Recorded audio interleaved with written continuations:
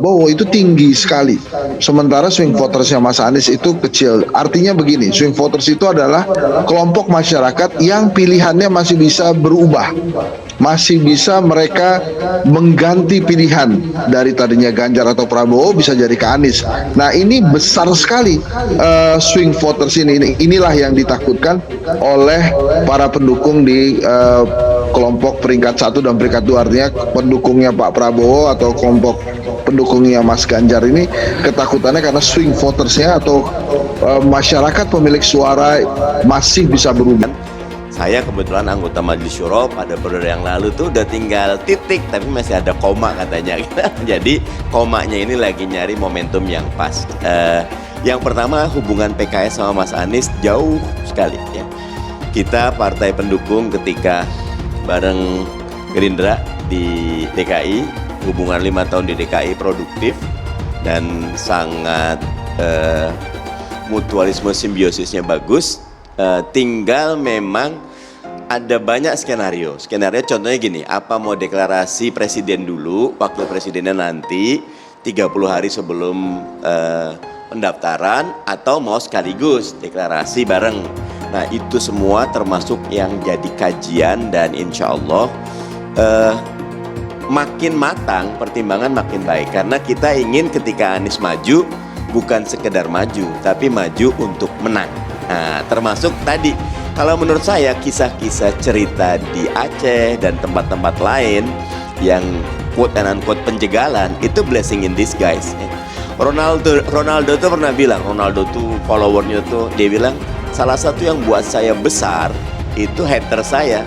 Jadi saya berterima kasih ke haters gitu loh. Jadi kasus-kasus kayak gitu itu quote and unquote menguntungkan Anies dan merugikan rezimnya, karena dianggap apapun yang quote and unquote penjagalan nyusahin Anies, maka blamingnya ke rezim, dan itu buruk.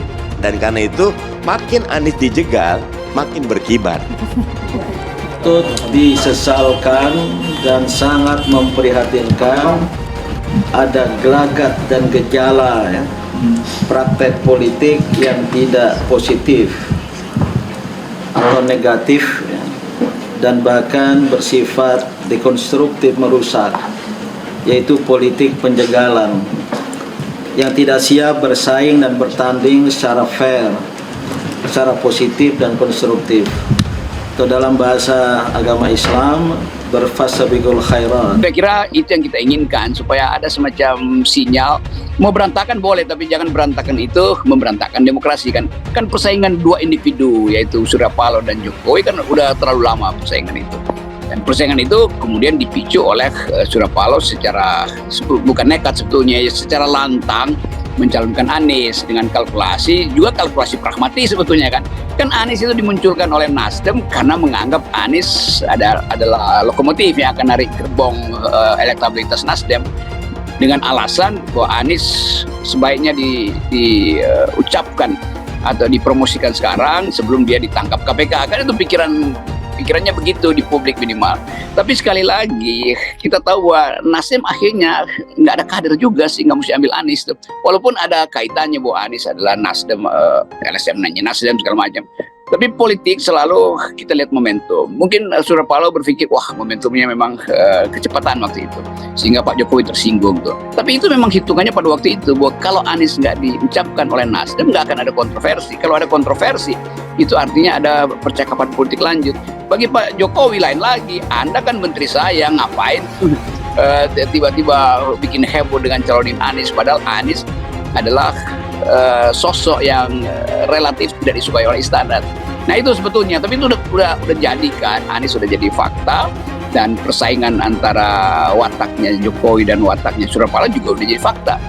Paloh, AHY, dan Presiden PKS cium indikasi Anies Baswedan dijegal penguasa.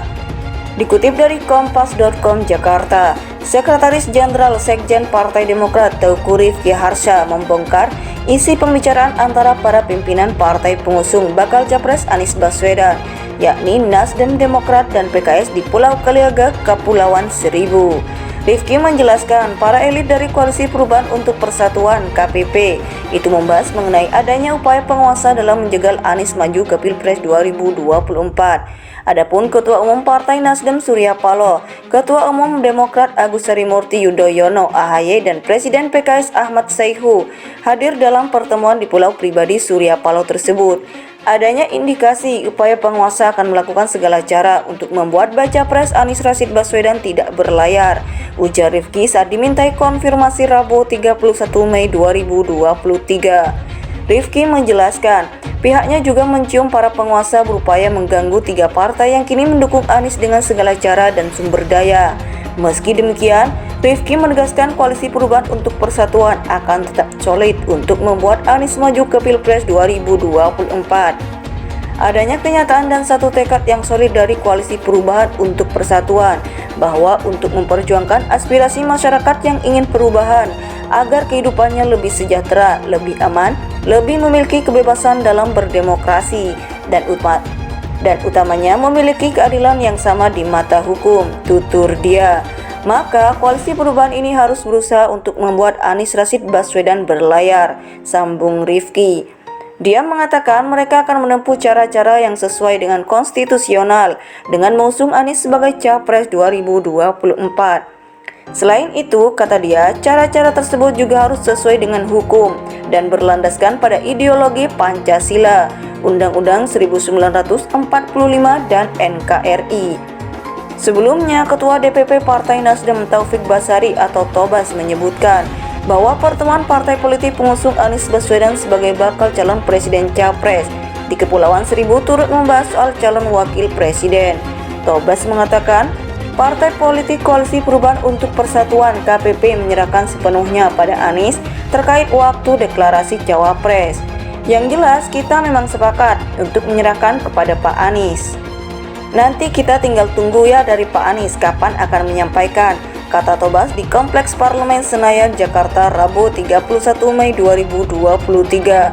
Tak hanya waktu deklarasi, KPP juga menyerahkan soal siapa nama Cawapres yang akan diumumkan kepada Anies.